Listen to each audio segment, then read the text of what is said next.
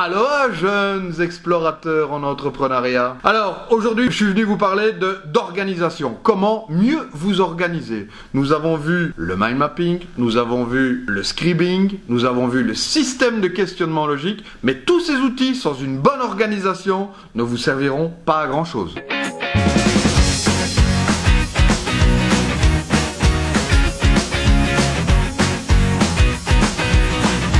Alors, pour mieux vous organiser, je vous propose un outil qui s'appelle la méthode des Kanban. Kanban, en japonais, signifie étiquette. Pourquoi japonais? Parce que cette méthode a été créée par Toyota juste après la guerre pour relancer son économie. Alors, bien sûr, cette méthode qui vient de la logistique a été simplifiée pour l'apprentissage, pour l'enseignement. Les étiquettes ont été remplacées par des post-it. Aujourd'hui, vous utilisez déjà peut-être les post-it. Vous marquez vos idées, vous les collez par-ci, par-là, sans trop savoir les organiser. Le tableau des Kanban qui comporte 3 colonnes, à faire, en cours et terminé, va vous permettre d'organiser ces idées pour ne plus les oublier et que ça ne s'éparpille pas dans la nature.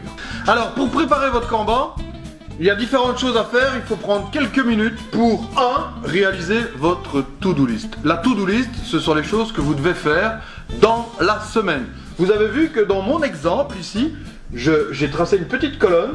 Et en face des choses les plus importantes, je mets un petit panneau de signalisation avec un triangle, un point d'exclamation dedans. À partir de cette to-do list, il va falloir gérer les priorités grâce à la grille d'Eisenhower. Dans la grille d'Eisenhower, rentre dans la première case ce qui est important et urgent, dans la deuxième case ce qui est important et non urgent, dans la troisième case ce qui est urgent et non important, et dans la dernière case ce qui est non important et non urgent. Bien évidemment, ce qui est non urgent et non important, vous vous en débarrassez, c'est poubelle directe. Une fois la gestion des tâches terminée, vous allez noter les tâches principales à effectuer sur des post-it. Ces post-it vont commencer à alimenter la première colonne de votre tableau des Kanban. Dans la première colonne, ce sont les tâches à faire. Dans la deuxième colonne, les tâches en cours, celles sur lesquelles vous êtes déjà occupé.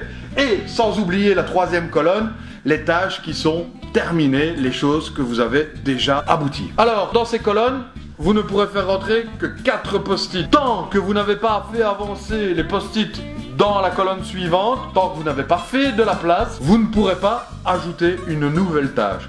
Ici, dans l'exemple donné au tableau, vous voyez que dans la première colonne, il y a un espace disponible. Par contre, dans la colonne en cours, vous êtes déjà occupé sur 4 tâches, il n'y a pas de place pour une autre tâche. Ce qui veut dire que vous allez être obligé de terminer ce que vous êtes occupé à faire, d'aller jusqu'au bout des choses. Vous verrez, dans un premier temps, c'est contraignant, mais très rapidement, vous ressentirez de la satisfaction, aller jusqu'au bout des choses et ne plus avoir des choses en suspens, des choses qu'on laisse derrière soi. Terminé ne signifie pas abouti. Les tâches sortiront de la colonne terminée une fois qu'elles seront abouties.